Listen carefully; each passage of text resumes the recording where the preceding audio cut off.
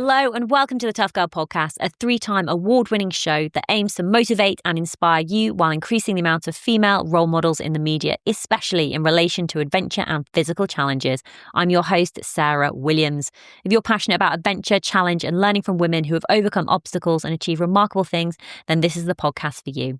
Every Tuesday at 7 a.m, new episodes go live featuring incredible women who share their stories, insights and tips to help you achieve your dreams and goals. You can support the Tough Girl mission by signing up as a patron. Visit Patreon, patreon.com/Tough Girl Podcast.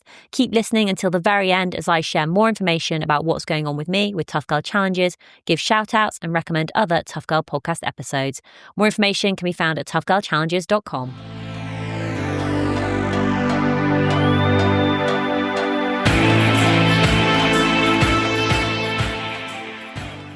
My name's Denisa. I'm currently based in the Czech Republic, where I also grew up. But I often travel to the United States and Canada and just all over. I just came back from Papua New Guinea, so I'm still a little bit jet lagged. But I'm a scholar. I'm based at 2 universities. I love research. I love writing. So that's actually what I do most of the time. I also love writing about my adventures. And so all sorts of books and academic articles. And, I'm writing an outdoor thriller right now. So different kinds of things. But writing is definitely the center of my life. And also the outdoor adventures. So trying to find balance as much as I can in my life. So many passions, all just like combining together to make up your amazing and incredible life. And I want to hear more about growing up in the Czech Republic. Were you sporty? Were you outdoorsy? Did you come from like sort of an academic family? What were your early years like? Definitely didn't come from an academic family, except for, my uncles. They were always really into studying art. And one of my uncles is an artist by profession. The others are definitely artists, but not me. But my dad, he's always loved to travel, but couldn't do it under communism. But, he studied a lot. He studied all the things that he wasn't allowed to study under the Soviet rule. And so he was always the one that wanted me to learn all the languages. He said, English, Spanish, and then we have most of the world covered. And so I actually travel with my parents all the time, like twice or 3 times per year. And we love to go on trekking adventure. So like, Lapland or Himalayas, anywhere. We just came back from Papua New Guinea, as I said. So that was my adventure with my parents. So yeah, I think I came from a family of adventurers. And my dad, he's afraid of heights. So he's not a climber. However, he loves hiking. So yeah, I was always exposed to nature. And ever since I was, able to go camping and adventuring in the mountains with them, which, I started very early. I think I was as young as 6 or 7. And when we started traveling around Europe, I loved it. I just loved being outdoors and ideally isolated because I'm very introverted by nature, like my dad. And so I had a very nice childhood. And what about the academic side of things? How did that sort of progress? Like, did you always know that you had what your interest was going to be? Yes, I would say yes. I hated kindergarten because I hated playing with other kids. I always just wanted to talk to adults and discuss things and ideas. And as soon as I could read, I would read like many books per week. Every Friday, I would go to the local library and I would just get new books. So yeah, I always knew that I was very nerdy. My parents didn't understand it because, they weren't. They were reading. Yes, they were readers always, but they never loved school as much as I did. And so I always knew that that was definitely my path. And I just never stopped, It was one university, another, and another degree. And I never did it for the degrees. And that's how I think. You just do it for the love of studying and eventually love of research, investigation, finding new things. And I think that's still, the central thing in my life, the outdoorsy part and, being in nature and being a climber, that's like secondary. And I'm very grateful for it because I know many climbers, many of my friends who then get injured and they have nothing else in their lives. They just don't know how to occupy their time. And I'm very grateful that, whenever I get sick, I, of course, suffer because I love being active every single day. But at the same time, I don't suffer as much as others do because I can still read and write. So the book that we're going to be talking about today is called Flow. And I'd love for you to share a little bit more about Flow and how the book initially came about. Yeah, so it was also through academia in a way because I got a grant to work on outdoor counter-narratives. It was, studying settler colonialism and especially settler colonial countries of the United States and Canada and how, outdoorsy sports, outdoorsy spaces are affected. And I found out in the process that there's actually not that many books written by, and not just women, but, women of color or people of color in general. And even though in recent years it's gotten much better, not in every sport. And so I was in the mountains with my friend Alina. We were in Yosemite. We were actually cat sitting for a friend of mine who's also a highliner and a photographer. And while we were there, we climbed Half Dome. It was a crazy one-day adventure, and after 23 hours of, being there, hiking, climbing, and just, driving, we were so exhausted. We just wanted to read. And so we started talking about how we have nothing much to read in our respective sports. For Alina, that's whitewater kayaking. For me, it's highlining or slacklining. And we just decided that day on the porch to write Flow. We even came up with the title that's changed only a little bit since then. And the day after, because we're doers, we always, take pride in that with Alina, that we're both doers. When we say we're going to do something, we just do it.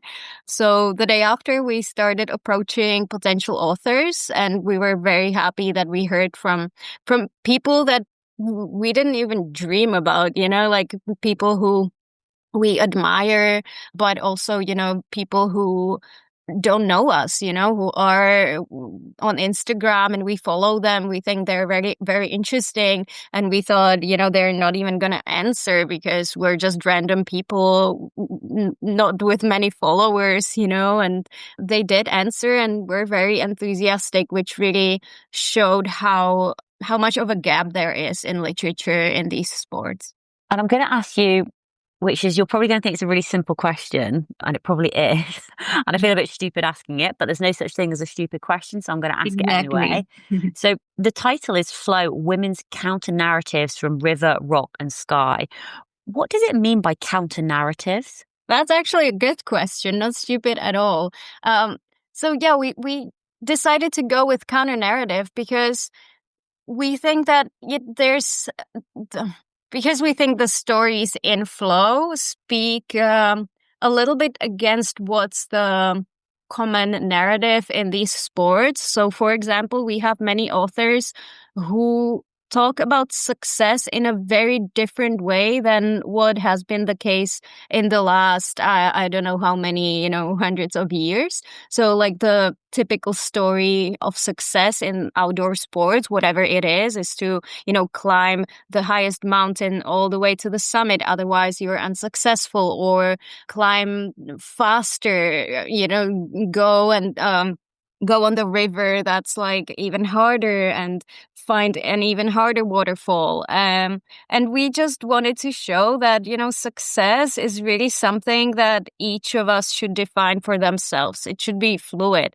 And so the counter narrative is, for example, in this aspect, that it doesn't speak to the typical ideas of success. However, we also, include stories of professional athletes who do define success in the more conventional way, and that's okay as well. But even they talk about how very often they're more happy when they can just, go and be and not try for the very best they are capable of.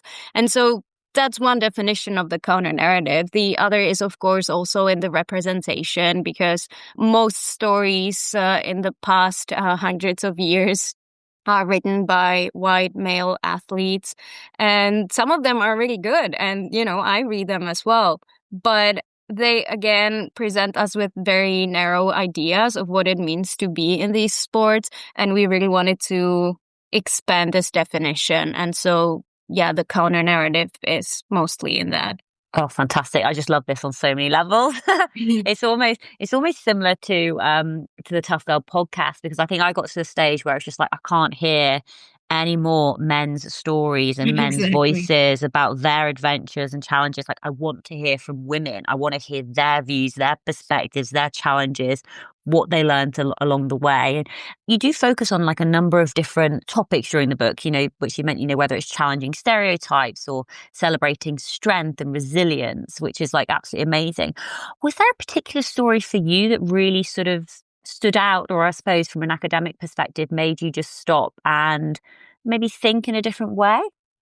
Well, that's a very hard question, because I think every single story has something that did that to me, that like made me think, wow, I didn't think about this in this way. I think I always have to highlight Cheryl Glofferty. She writes under the nickname Ray Raptor.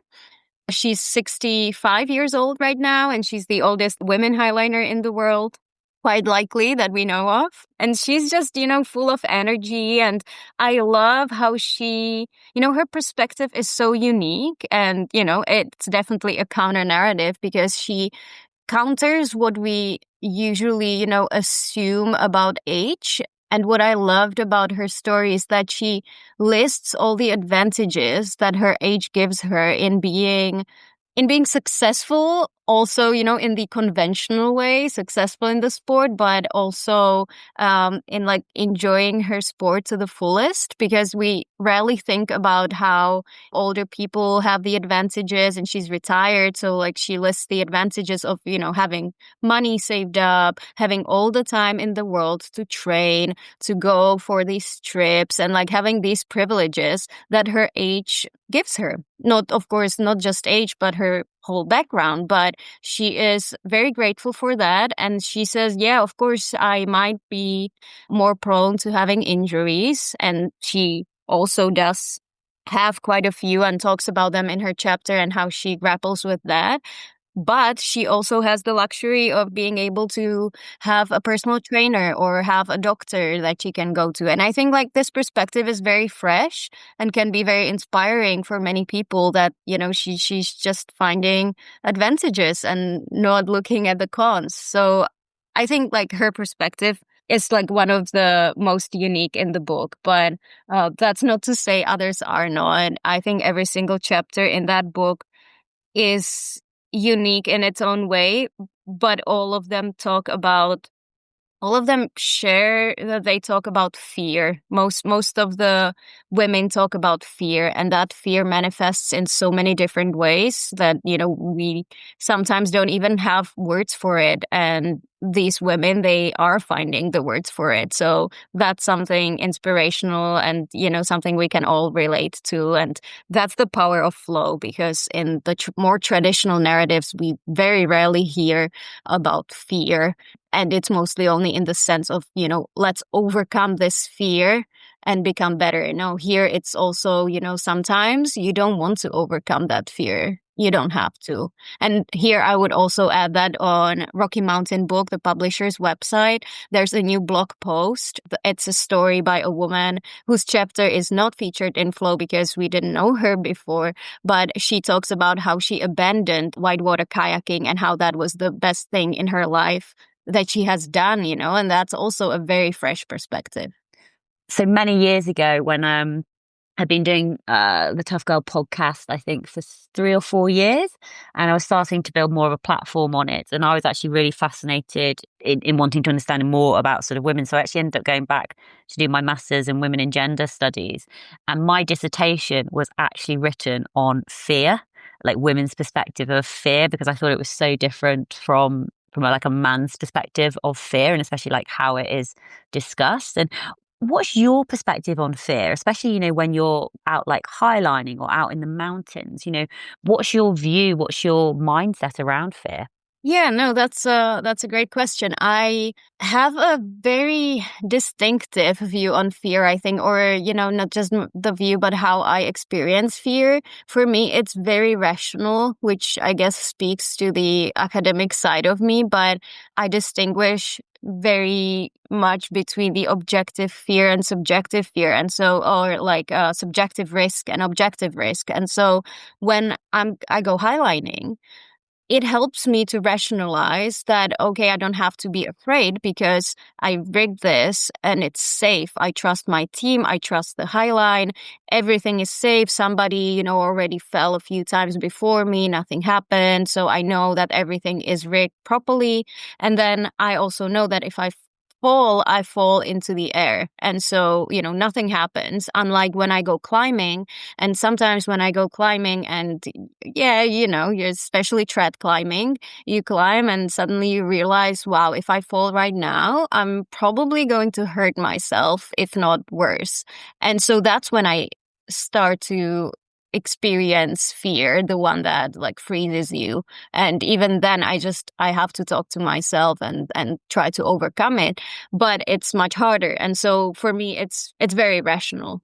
I'd love to hear more about your journey with highlining. Like when and is it highlining, slacklining? Are they the same thing? Yeah, they are. I mean, slacklining is the broader term. So slacklining is what you see in the park when, you rig the slackline between two trees. And then highlining is essentially the slacklining in the heights. And so it's often called king's discipline, or queen discipline, because it's what many slackliners aim for, but not all, definitely not all of them. I think slacklining is a great activity for everybody, but not everyone wants to go into the heights. What was your journey then like? Were you introduced to it by friends? Is it just something that you saw and was inspired by? What was your journey into highlining? Yeah, so I went to an outdoor festival in my hometown in the Czech Republic, and that was the first time I saw highlines. So there was Danny Menšík, who's a great Czech highliner. He used to have a world's record as the first person who sent 1 kilometer highline and established it several years ago. Now it's more than a decade, I think. But he talked about how he rigs these highlines in beautiful places in Chamonix, in French Alps and in Italian Dolomites. And I thought, that's amazing. But I also thought, that's probably somebody who does this all of his life. Like, I didn't think it's something you can learn when you become an adult and then practice this sport. But when I came back home, I started researching and I found out that you can actually slackline. But that's all I thought I was ever going to do, just slackline. So I bought a slackline and I got really hooked. So it helped that it was COVID times and I didn't travel during that time like I usually do. And so I was going outside and every single day I was practicing for 2 to 3 hours. And as in any other sport, it's the frequency that counts. So then people started, when they were asking me, how long have you been doing this? For the first 2 years, all of the highliners were really surprised when I said, only half a year, only 1 year.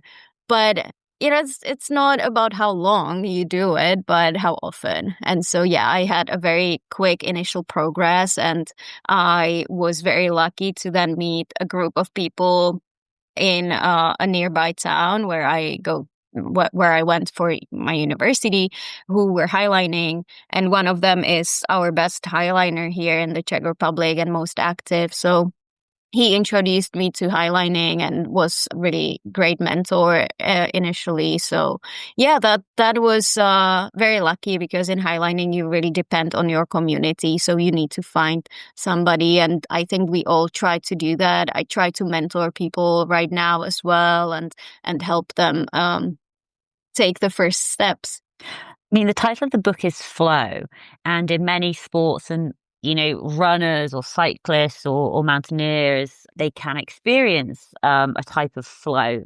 Our title refers to the state of flow that I think we in these outdoor sports experience quite often, or if not often, it's definitely much easier for us to get into this state than in other sports.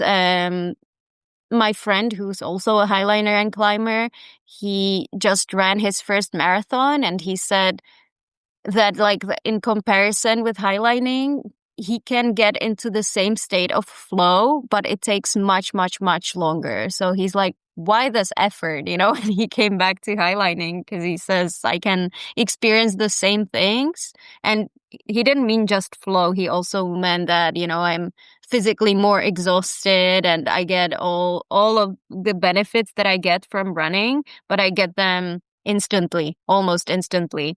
I do feel that when I stand up on a high line in the winter when I'm freezing, you know, it's freezing cold in the Czech Republic, but I stand up, I take the first step, and immediately I'm like flushed with sweat, and I'm really warm because every single muscle in my body is working at that point. So I think these sports really facilitate flow, but we also meant the title as a word game, you know, flow as menstruation or flow of the river or going with the flow or against the flow. So it's supposed to have multiple meanings.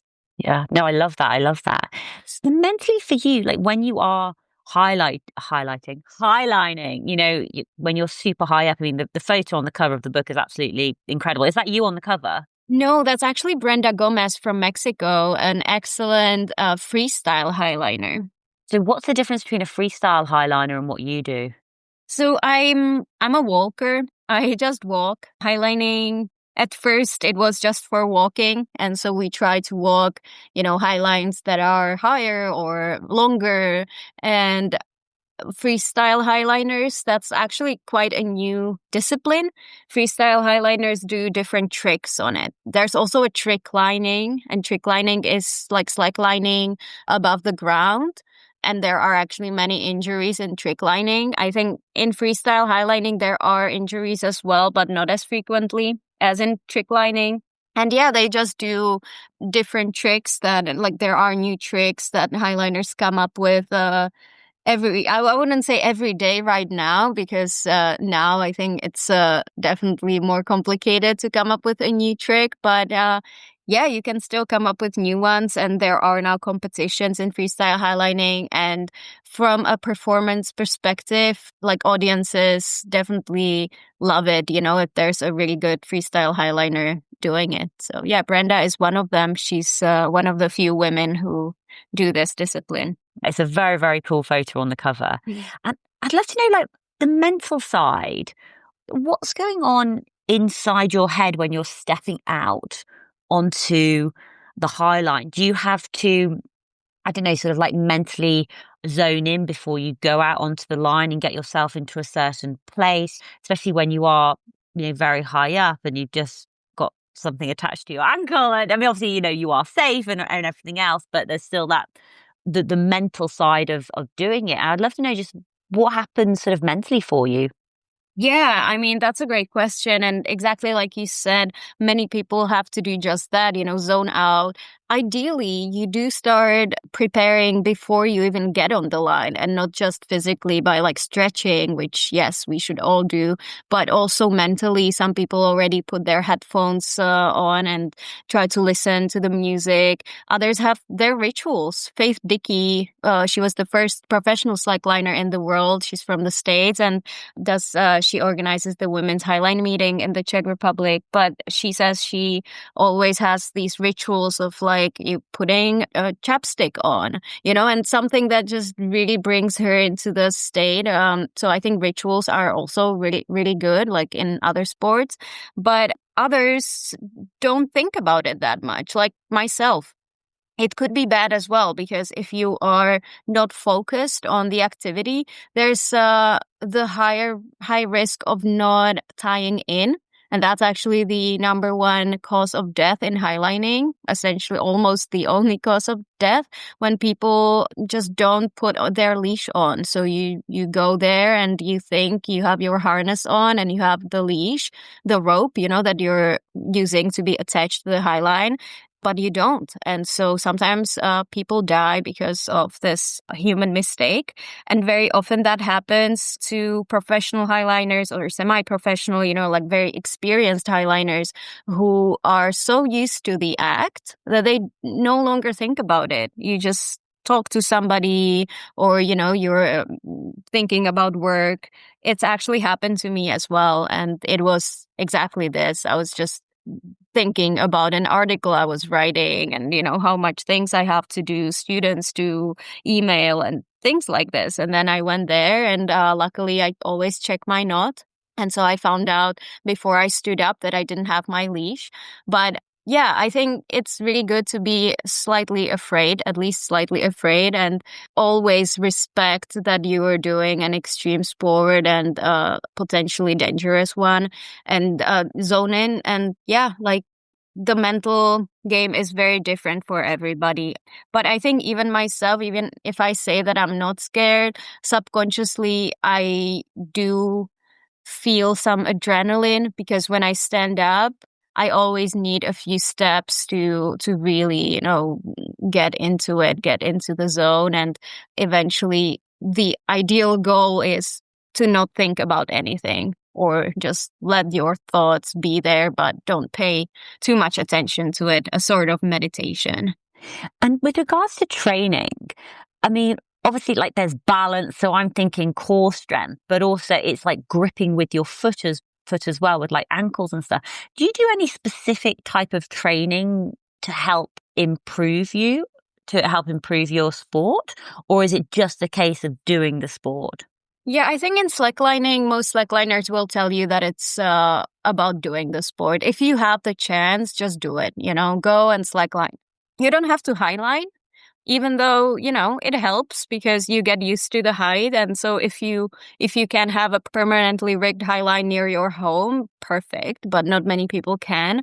And so having a park nearby also helps, and just going slacklining as much or as frequently as you can. But otherwise, yeah, you mentioned the ankles. I think it also really helps to strengthen your ankles. So that could be with running. And then if you are a highliner, an experienced highliner already, I don't think you have to train as much because it's a muscle memory. So many experienced highliners don't really train, and they just come to a project that's happening and they are usually very successful. However, it helps to be active and to be, like cardio. I think cardiovascular training really helps as well, because if you are aiming for longer highlines, especially, breath is very important. Being able to work with your breath and being persistent and staying with it, because otherwise, if you want to send highlines that are 200 meters and more, or like up to 1 kilometer, I think at that point, it's definitely helpful to be a runner, for example. I had to go on a slack line many, many years ago, and I was rubbish and obviously fell off all the time. And I think after, and it is fun initially, it's fun to have a go, but then I can imagine it could potentially get to a place of like that sort of frustration. And I was just wondering, did you have to deal with sort of frustration maybe when maybe you plateaued at a certain point where you couldn't see the progress? And if so, like, how did you get past that frustration and that plateau?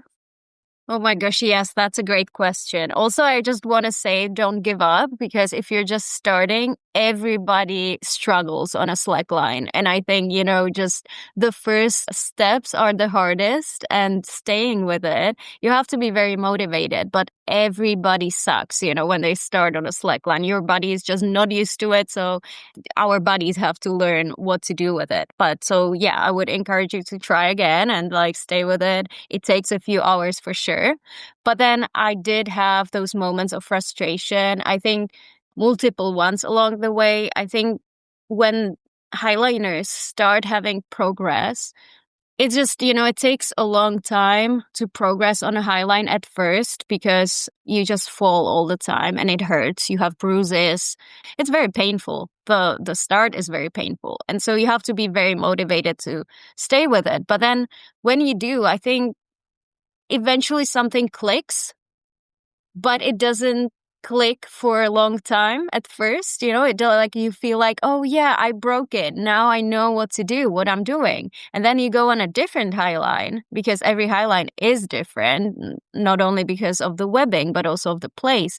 And suddenly you keep falling again, and you're unable to take the steps like you used to before, when you suddenly felt like you're walking. You're not just taking steps, you're actually walking. And so I think that moment comes for every highliner, and you just have to trust the process, and you have to trust that it will come back, and try to focus on positive things. It's very easy to lean into the frustration, but I think you really have to focus on the positives.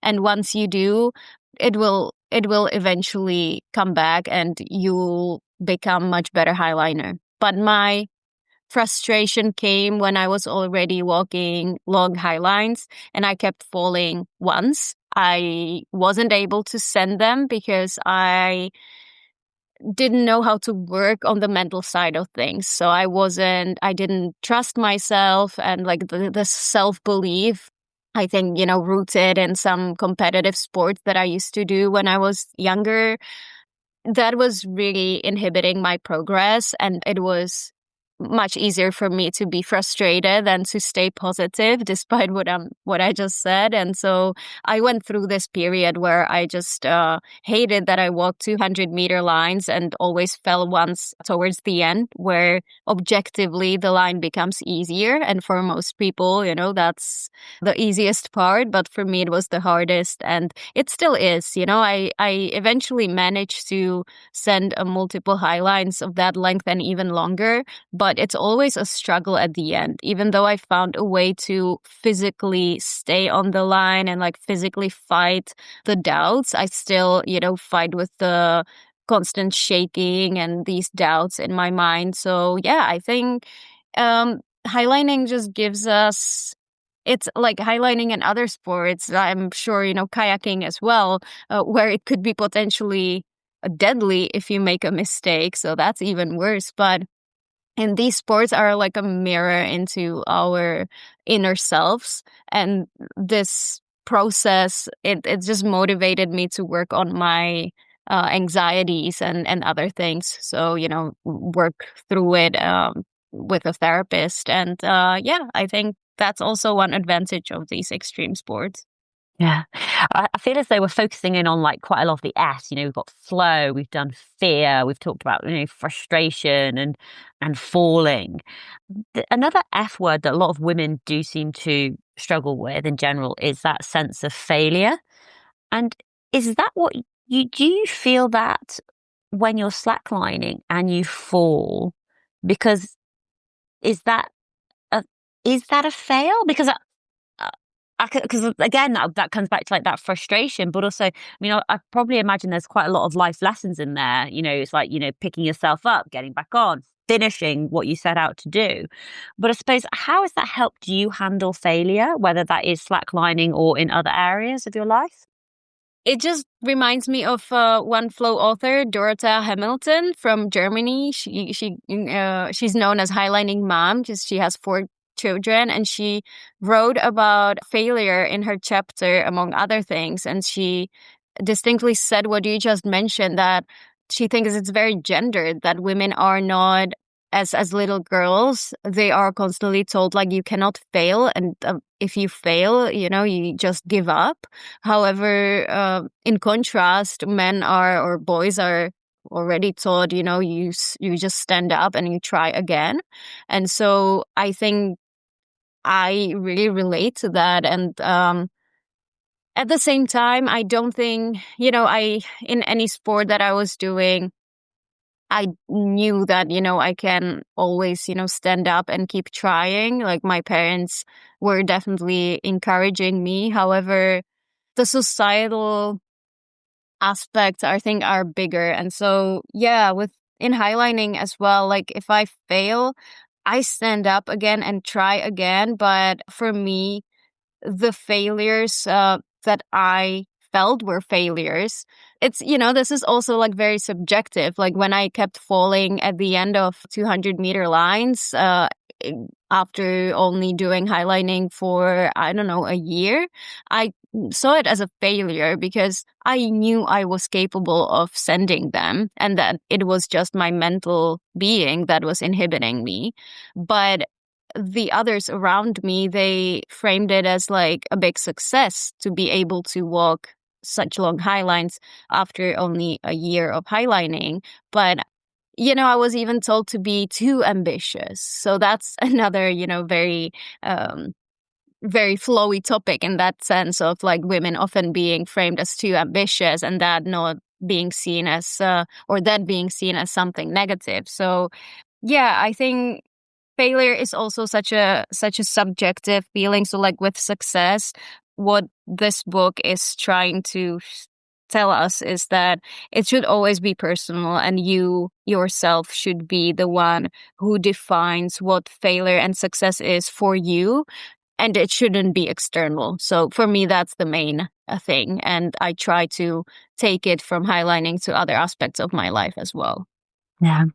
At the beginning, when you were talking about how the book came about, you talked about you were out climbing Half Dome and it took sort of, 23 hours. And it would just be great to just hear more about that experience and how that was for you.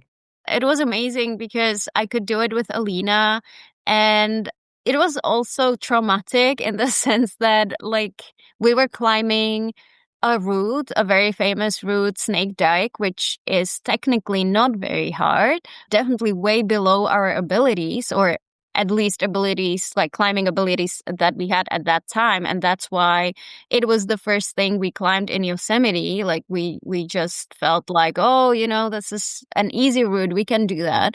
But then we underestimated how little protection there actually is. And it's a slab, so you cannot really use cams or anything. It doesn't help you, even though we had them. We had nowhere to place them. And so then it became mentally very challenging. And then there's pitch 8, I think, where we just didn't know if to go right or left because the climbers who were ahead of us, they were faster. So we didn't see if they climbed right or left. Eventually, I had to guess, so I climbed right, which was, of course, the incorrect way, and it became very sketchy at some point. It was very slabby. I was very far from Alina, and I remember this moment as if it happened yesterday. I looked at Alina, and I saw how terrified she was, how scared she was, and that just made me feel, like it empowered me because at that point I was about to give up. I was frustrated, but I couldn't give up, because climbing down would be even more dangerous. But when I saw her, I just thought, well, if I don't, then she has to climb, here and risk her own health, if not life. And so that really helped me. And then we talked about this with Alina that, there were a few moments like this on the climb, and that if we were climbing with our male buddies, we would have probably said, just lead the whole thing.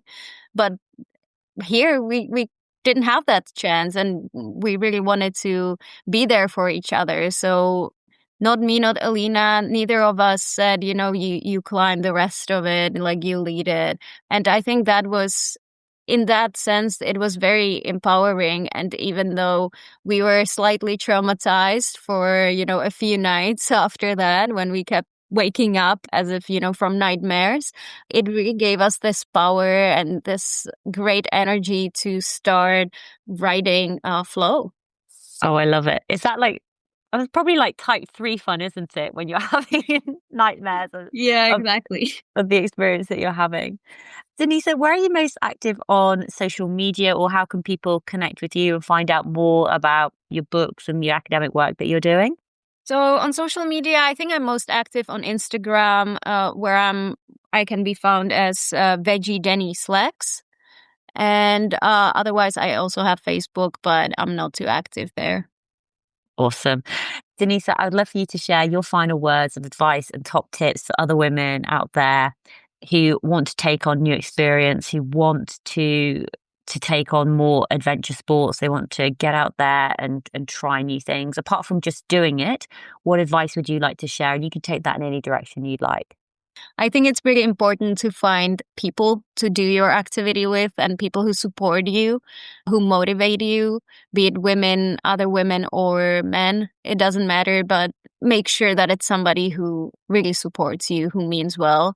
I think there could be people in the outdoor world who can be discouraging, who try to, keep the world to themselves a little bit, especially with the amount of new people getting in the sports. But I think it's just a progression, and like these sports should be for everybody. So yeah, try to surround yourself with these people. And then it really helps me personally to read stories such as the ones in Flow and memoirs by other women, whoever we can identify with. That way we learn that, they are also experiencing the feelings that you're probably experiencing of like not belonging or fear or a sense of failure and, putting high expectations on themselves. So I think it really helps to find out that these women and others are also going through what you're going through. Absolutely. Denisa, thank you so much for coming on the Tough Girl podcast and sharing more about your experiences and about the book that you wrote with Alina, Flow, Women's Counternarratives from Rivers, Rocks and Sky. Thank you again for sharing your story with us. Thank you so much for inviting me.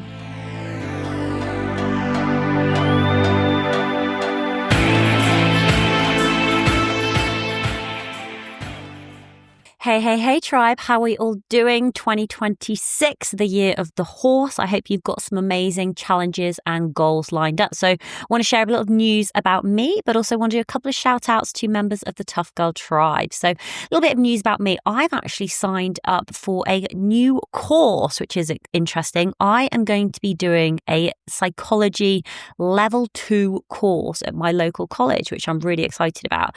So I sort of, I think I was browsing. I was at the end of December. I was looking for like new things to do. What should I do? And I've always been interested in psychology, but I wasn't really sure like how to move things forward. And I realized that a local college actually does a psychology course for if you're over the age of 19. It's a level 2 psychology course. And I thought, this is great because this is like a foundation course. So I can actually understand, hold on, am I actually interested in psychology? Do I even know what that means? Because I just wanted to get like a basic understanding of what psychology is, because I am fascinated in, people's motivations and why they do certain things. I think it's really interesting, especially like in the adventure field, but also just, sort of personally. So this level 2 certificate is basically, it's to provide me with the skills, knowledge and experience in developing your study skills in the subject of psychology. I'm going to be learning about the discipline in terms of the concept, theories and perspectives. It's intended to offer progression to higher levels of study in psychology. But again, I'm not sure if it's something that I do want to go on and study, because, I might start studying and think, oh, actually, what this idea that I've had in my mind, now that I'm actually doing it, is very different from the reality. So I'm just sort of using this as a starting off point. I'm going to be starting at the end of January. It's going to be running for 16 weeks and I will keep you updated on my progress. But the reason I want to share that is it's always important, if you've got interests or hobbies and you want to expand on that knowledge, go and sign up for a course, do a little bit of research, whether it's reading a book, listening to podcasts in that area. It's okay to have interests and hobbies and to spend some time investigating that. So if there's something that you're interested in, maybe do a little bit of research to think, hold on, what could be the next step for me?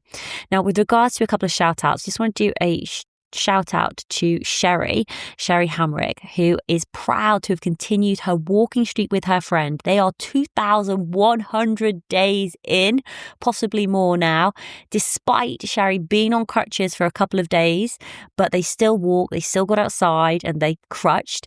But really, really well done, Sherry. That is a fantastic walking streak to have, and I love the fact that you're doing it with a friend as well. Getting outside every day, getting outside in the fresh air is so important, not only for the physical side of things, but also for the mental side of things. And now you've made it a habit, which is absolutely brilliant. So Sherry, really proud of you, and I'm so pleased that you are proud of yourself as well. I want to do another shout out as well, Sarah Lee. Sarah is really proud that she's learned how to manage her long COVID symptoms, to restore her stamina, and to walk a 26-mile charity challenge. Sarah, that is absolutely fantastic. Like learning how to manage your symptoms, learning how to, figuring out what works for you, your body, your lifestyle, and what you've got going on is so, so important. But then also setting a charity challenge to go out and walk 26 miles is absolutely fantastic. So well done for taking that on. Well done for showing up, for committing. Well done for listening to your body. Well done for managing your symptoms. Like that's a massively important thing that you have done. And just remember, there's no comparisons with other people. Everybody is different. Everybody is at different points in their life. Everybody is dealing with different things. You've got to focus on you. Yes, you may have challenges. You may have things going on that other people don't know nothing about. And to be honest, sometimes it's none of their business. But for you to set your own personal challenge, that is what it is about. So whether it is walking, running, whether it is taking on a new challenge, an academic challenge, whether it's stepping outside your comfort zone, find the things that interest you. Know what your why is. That is so important. And if you're struggling to know what your why is, sitting down, writing things out, for me, I've found that to be really, really beneficial. If you're looking for more inspiration, listen to a random episode on the Tough Girl podcast. Maybe just sort of scroll through on Spotify or the iPhone and pick an episode that maybe you wouldn't normally listen to. If you're thinking, well, I know I'm never going to row an ocean, or I know I'm never going to go and climb Mount Everest, or I'm never going to run, or I'm never going to cycle around the world, for example. Doesn't stop you from listening to those episodes and being inspired by those women and picking up some tips, some tricks, some different aspects that worked well for them, whether it was to do with the planning and preparation, whether it was to do with their training, whether it was to how they dealt with setbacks, how they dealt with challenges, how they funded it. There might just be some spark that really ignites something in you, and you never know where that spark is going to come from. So to continue to fill your mind with positive things, listening to podcasts, listening to audio books, reading books, getting outside, meeting new people, doing things which are right for you at your stage of life and where you're at. Do the best with what you have available at this current moment in time. Thank you so much for listening to the Tough Girl podcast. If you'd like to support the work that I'm doing, then please visit Patreon, patreon.com/Tough Girl Podcast. No, it's not. Yes, it is Tough Girl Podcast. And you can sign up as a patron, monthly or annual. It makes a massive difference. Or alternatively, if you visit the website, toughgirlchallenges.com, scroll to the bottom on the left-hand side, there is a support the Tough Girl Podcast with the donation, and you can donate via PayPal. Your support really does make a massive difference. Thank you again for listening. Thank you for telling one friend about the Tough Girl Podcast. And thank you for continuing to push yourself to step outside your comfort zone, because you're not only doing it for yourself, but you are doing it for your friends, for your family, for your peers, for other people around you who will be inspired by you and what you have achieved. So do not underestimate the inspiration that you are having on the people around you. All that's left for me to say is, wherever you are, whatever you are doing, give it your all, give it 110%, get after it, go for it, believe in yourself, because I believe in you. Take care, lots of love, and I'll speak to you soon. Bye.